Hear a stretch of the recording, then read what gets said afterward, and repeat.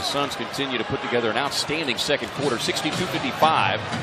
They have been red hot as you all thought about another three.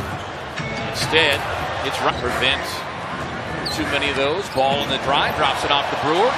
With a long rebound into the hands of Brewer. And then Ball gets inside. Caught it in the last second, had to get it up quickly. Ball working off the Lopez screen. Bledsoe went under tension. Aaron pass across, stolen by Lopez. Touch pass to Nance Jr. has allowed the Lakers to get out some transition opportunities.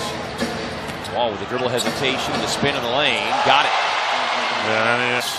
In need of a couple of stops. Ball wide open down the lane. Nobody closed in defensively, and Lonzo Ball has scored the last 6 Laker points.